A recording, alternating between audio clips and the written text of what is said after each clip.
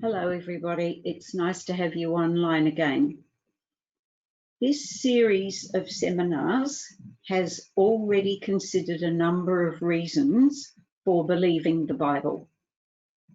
This is number 7, and we're talking about reasons that we can believe the Bible. And the Bible is a special book that demands our attention. But there are more reasons to believe than those that we've already looked at. Today, another: evidence from the science of archaeology. Archaeology is the study of human activity through recovery of materials. It is important for learning about societies for which no written record exists. Archaeology involves survey, excavation, and analysis of data collected to learn more about the past. So you might think, how does that help with the Bible? Well, the Bible is a book from the past. So let's have a think. A lot of archaeological evidence has been uncovered that provides proof the Bible is trustworthy. In this seminar, we will take a look at a number of artifacts. The House of David inscription, some seals of biblical people, the Nebuchadnezzar bricks, and this picture here is of one of those Nebuchadnezzar bricks. We will look at something called the Babylonian Chronicle, Jehoiachin in Babylon, fortune telling by sheep's liver. That's what this artifact is in the picture. We'll look at the Bones of Caiaphas, the Plaza of Erastus,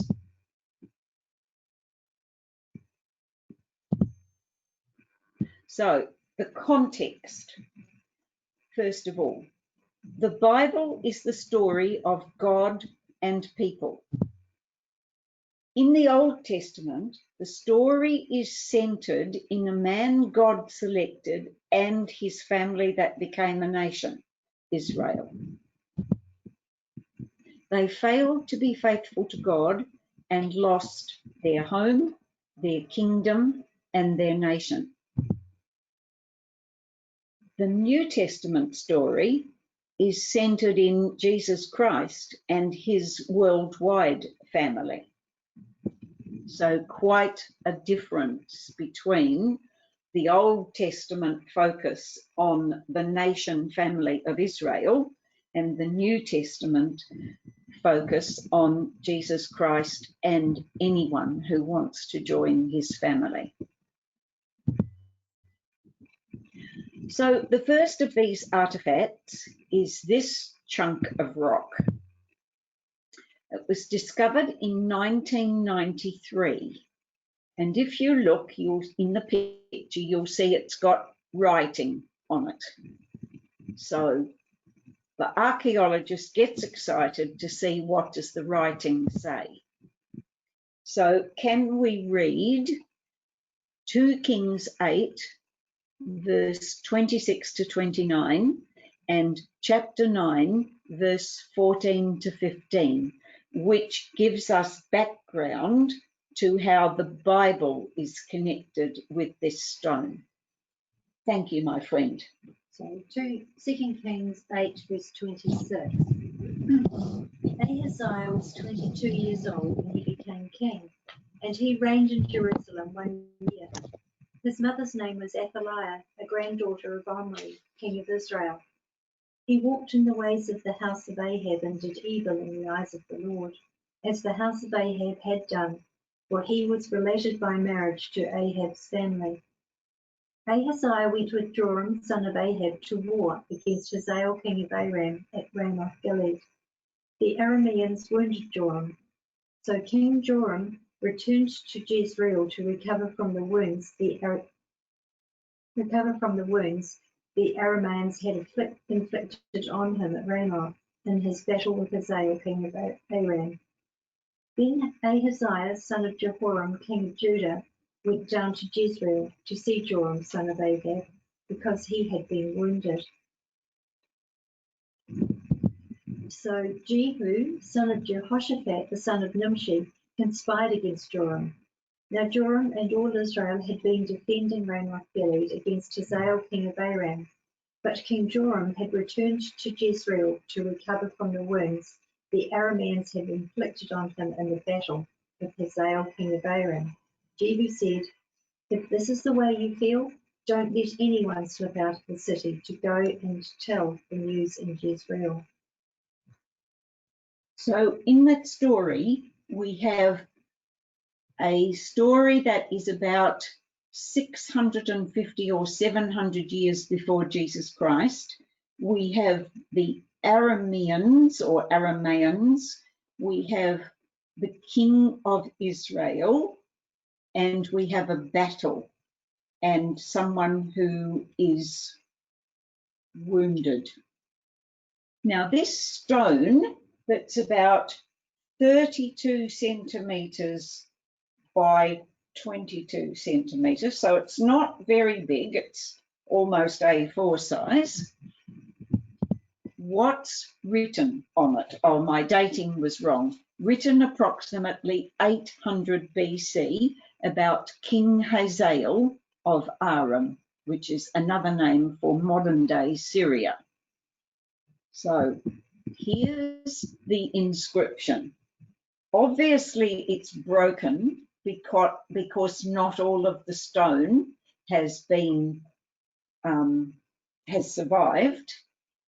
But if you look at the translation, my father went up and my father died, he went to, with an alternate translation, then Israel, formerly in my father's land.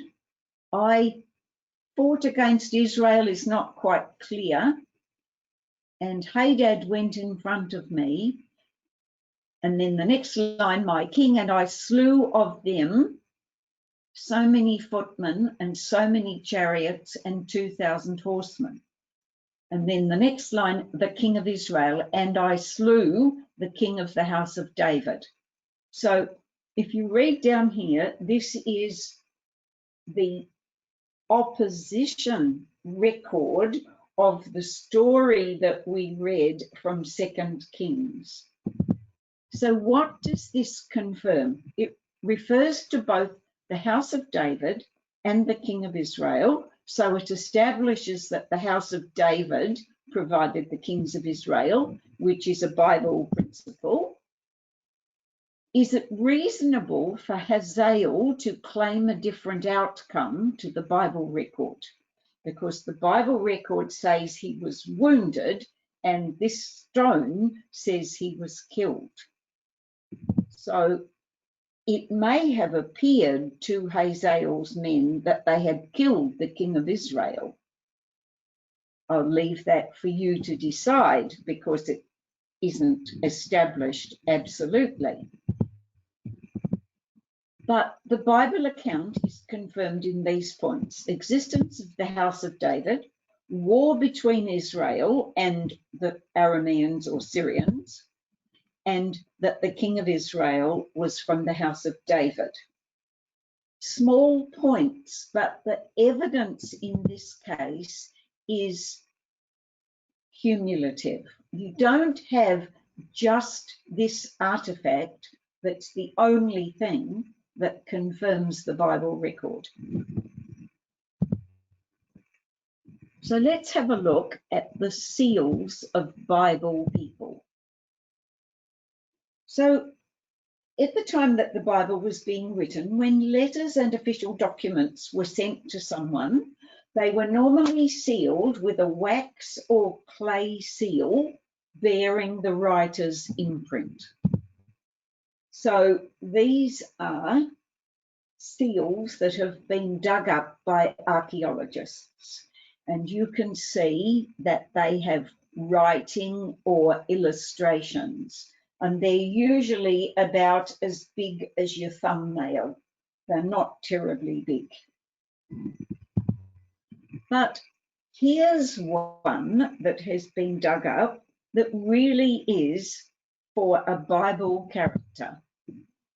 This man Baruch, he was scribe to the prophet Jeremiah, and you'll find Jeremiah is a fairly large book, about halfway through your Bible in the Old Testament.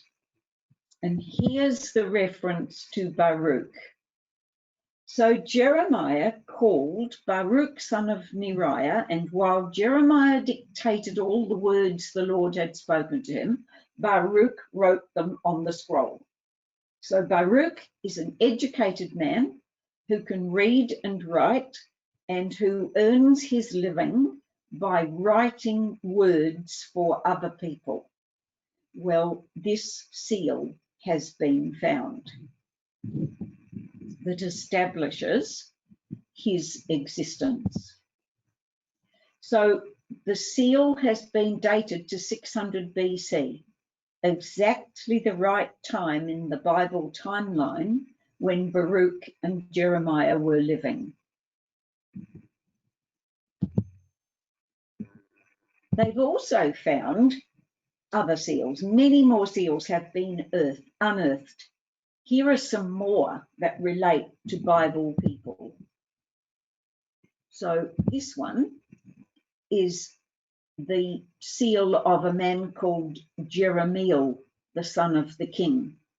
He's also referred to in Jeremiah. The next one is a man called Siriah, who's the son of Neriah. Maybe he's Baruch's brother. He's referred to in Jeremiah chapter 51, verse 59. This one, Azaliah, the son of Meshullam, from 2 Kings 22, verse 3. And the last one in this series is Gemariah, the son of Shaphan, another person referred to in Jeremiah 36. So here are these tiny little things that have been dug up by archaeologists that establish that 5 of these Bible characters existed.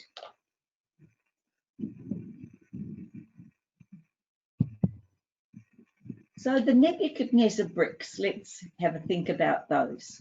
Now this is a photo from the British Museum website. It says, brick inscribed with the name and titles of Nebuchadnezzar II, King of Babylon, BC 604 to 561, from Babylon.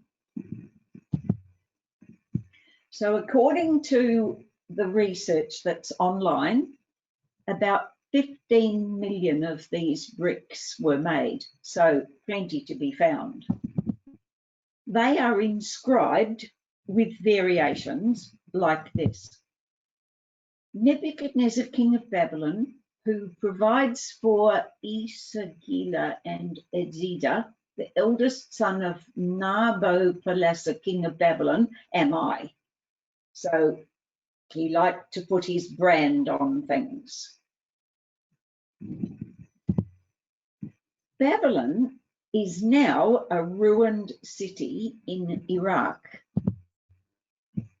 The background to this slide is a photo I found on Google Images of the ruins of ancient Babylon. Nebuchadnezzar and or his country Babylon are referred to in these Bible books: Genesis, Chronicles, Kings, Nehemiah, Ezra, Esther, Isaiah, Jeremiah, Ezekiel, Revelation. So quite a significant character in the Bible story. And I haven't put on that list Daniel. So that is about the existence of Nebuchadnezzar and Babylon, confirming the Bible account. So here's another artifact. This is a tablet in the British Museum measuring 8 centimetres by 6. So this is quite small, about hand-sized.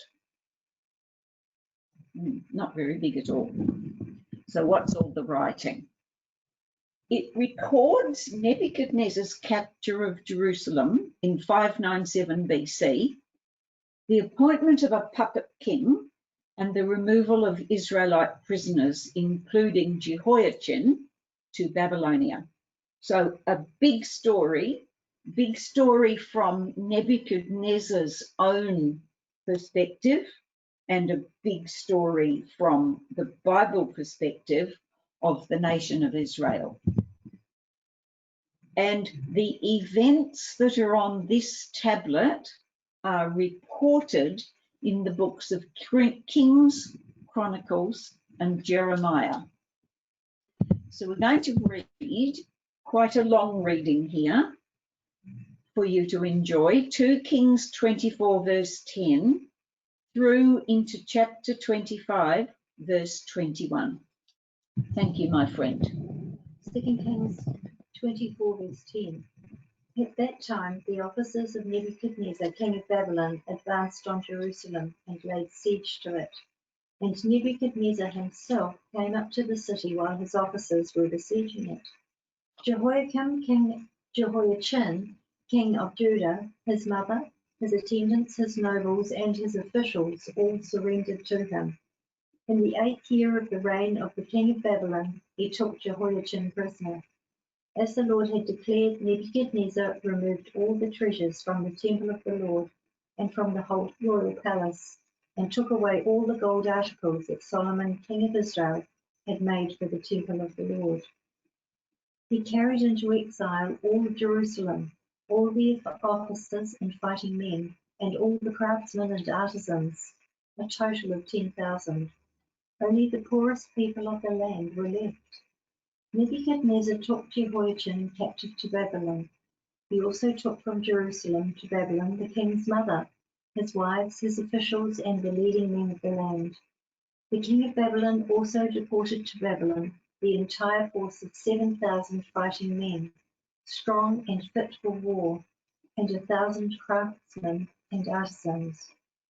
He made Mattaniah, Jehoiachin's uncle, king in his place, and changed his name to Zedekiah. Zedekiah was 21 years old when he became king, and he reigned in Jerusalem 11 years. His mother's name was Hamutal, daughter of Jeremiah. She was from Libnah. He did evil in the eyes of the Lord, just as Jehoiakim had done. But it was because of the Lord's anger that all this happened to Jerusalem and Judah, and in the end he thrust them from his presence. Now Zedekiah rebelled against the king of Babylon. So in the 9th year of Zedekiah's reign, on the 10th day of the 10th month, Nebuchadnezzar, king of Babylon, marched against Jerusalem with his whole army. He encamped outside the city and built siege works all around it. The city was kept under siege until the 11th year of King Zedekiah. By the 9th day of the 4th month, the famine in the city had become so severe that there was no food for the people to eat. Then the city wall was broken through, and the whole army fled at night through the gate between the 2 walls near the king's garden, though the Babylonians were surrounding the city. They fled toward the Arabah, but the Babylonian army pursued the king and overtook him in the plains of Jericho. All his soldiers were separated from him and scattered, and he was captured. He was taken to the king of Babylon at Riblah, where sentence was pronounced on him. They killed the sons of Zedekiah before his eyes. Then they put out his eyes, bound him with bronze shackles, and took him to Babylon. On the 7th day of the 9th month, and the 19th day of Nebuchadnezzar, king of Babylon, Nebuzaradan, captain of the imperial guard, an official of the king of Babylon, came to Jerusalem. He set fire to the temple of the Lord, the royal palace, and all the houses of Israel, of Jerusalem. Every important building he burned down. The whole Babylonian army, under the commander of the imperial guard, broke down the walls around Jerusalem. Nebuzaradan, the commander of the guard, carried into exile the people who remained in the city, along with the rest of the populace and those who had gone over to the king of Babylon. But the commander left behind some of the poorest people, the land, to work the vineyards and fields. The Babylonians broke up the bronze pillars, the movable stands, and bronze sea that were at the temple of the Lord, and they carried the bronze to Babylon. They also took away the pots, shovels, wood trimmers, dishes, and all the bronze articles used in the temple service. The commander of the imperial guard took away the censers and sprinkling bowls, all that were made of pure gold or silver. The bronze from the two pillars, the sea and the movable stands, which Solomon had made for the temple of the Lord, was more than could be weighed. Each pillar was 27 feet high. The bronze capital on top of one pillar was 4.5 feet high and was decorated with a network and pomegranates of bronze all around. The other pillar, with its network, was similar.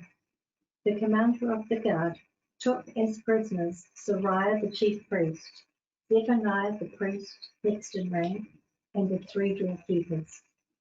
Of those still in the city, he took the officers in charge of the fighting men and 5 royal advisors. He also took the secretary, who was chief officer in charge of conscripting the people of the land, and 60 of his men who were found in the city. Nebuzaradan, the commander, took them all and brought them to the king of Babylon at Riblah. There at Riblah, in the land of Hamath, the king had been executed. So Judah went into captivity away from her land. Thank you very much.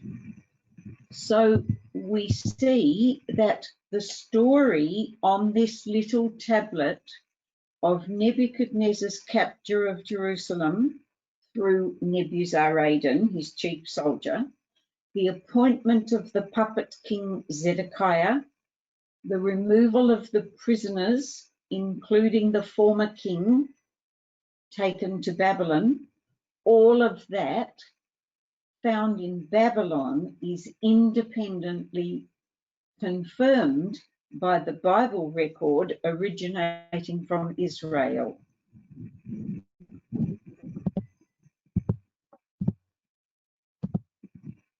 So here is the translation of the tablet. 7th year. In the month of Kislevu, the king of Akkad called up his army, marched against Syria, encamped against the city of Judah, and seized the town on the 2nd day of the month Adar. He captured the king. He appointed there a king of his own choice. He took much booty from it and sent it to Babylon. So the same story, though this is much briefer than the Bible record. So here is another Babylonian tablet that's interesting. This one records an oil order for a king's household. And it includes provision for Prince Jehoiachin, the king that in the reading we just read, it says he was taken to Babylon. So the Bible background is in the same chapter that we've read. Can you read that, please? verses 27 to 30. In the 37th year of the exile of Jehoiachin, king of Judah, in the year Evil-Merodach became king of Babylon, he released Jehoiachin from prison on the 27th day of the 12th month. He spoke kindly to him and gave him a seat of honor higher than those of the other kings who were with him in Babylon. So Jehoiachin put aside his prison clothes and for the rest of his life ate regularly at the king's table. Day by day, the king gave Jehoiachin a regular allowance as long as he lived. So here's the translation of what is on this tablet. Deliveries of oil to royal household. 1.5 selah for 3 carpenters from Arvad, half a selah each. 11.5 selah for 8 carpenters from Byblos, 1 selah each. 3.5 selah for 7 carpenters Greeks, half a selah each. Half a selah to Nabu-Eter the carpenter. 10 selah to Jehoiachin the son of the king of Judah. 2.5 selah for the 5 sons of the king of Judah through Kanaa. Interesting, just a little piece of rock that just happens to confirm that the son of the king of Judah was being supplied as part of the royal household, which is exactly what the 2 Kings record said. Next is the sheep's liver. The kings of Babylon had ways of predicting the future. And this is a quote from a prophet called Ezekiel in the Old Testament. It's talking about the king of Babylon coming to invade the territory of Judah, and this is the warning from God. He says the king of Babylon is coming to attack them. He says, for the king of Babylon will stop at the fork in the road, at the junction of the 2 roads, to seek an omen. He will cast lots with arrows. He will consult his idols. He will examine the liver. So this photo is of a clay sheep's liver that's in the British Museum and confirms the Bible record. This is a model of a sheep's liver, and somehow or other it was one of the omens that the king of Babylon used. Like some people read palms by the lines, or some people read tea leaves. Well, here is an interesting little confirmation that there were such things as sheep's livers that you would consult to decide what to do. Into the New Testament now, the bones of Caiaphas. So who's Caiaphas? Caiaphas was the Jewish high priest at the time of the death of Jesus Christ. So in the record of the arrest and crucifixion of Jesus, you find this in Matthew 26, verse 57. Those who had arrested Jesus took him to Caiaphas the high priest, where the teachers of the law and the elders had assembled. So Caiaphas was the Jewish high priest at the time of the death of Jesus. So this ossuary box was discovered by construction workers in 1990. And like me, you will learn, if you didn't know what an ossuary box is, it's a box with bones in it. This box was in a burial cave located in Israel's Peace Forest. Apparently they were bulldozing, and the bulldozer hit something hollow, and they looked in it and found all these ancient graves. So in this box, there were the bones of 6 people. One was a male aged about 60.